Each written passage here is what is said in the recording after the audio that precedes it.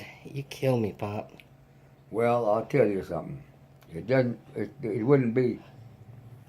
It wouldn't be too natural.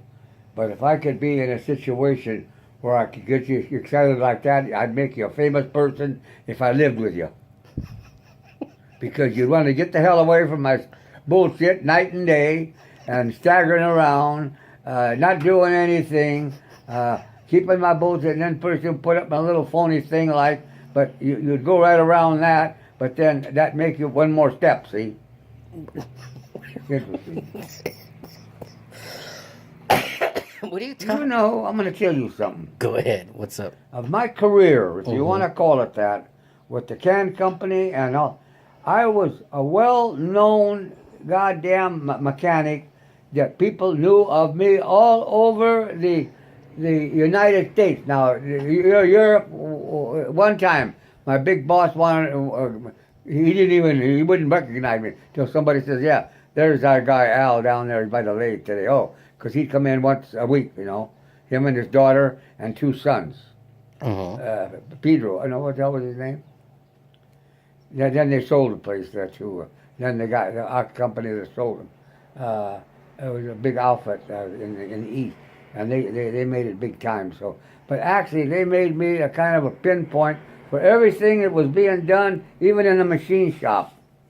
They knew I was a machinist.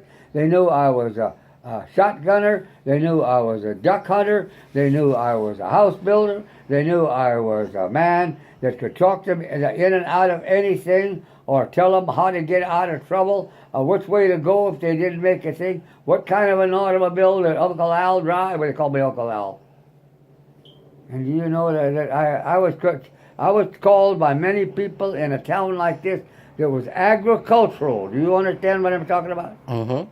And was it not only the agricultural of growing the product and being that part of tearing up the ground, them son of a gun made a use of mechanics by having big, not factories, but things to chew up the food. What do you call those? Huh? What do you mean? They made whiskey out of the grapes. Out of the apricots, they made dried fruit. Right? So that was what this was part of this great country. You don't understand me. Huh? I mean, you don't. This was an agricultural fabule. I mean, if you want, I didn't know it, but I was part of it because I had to work, and there was a lot of those things you could do.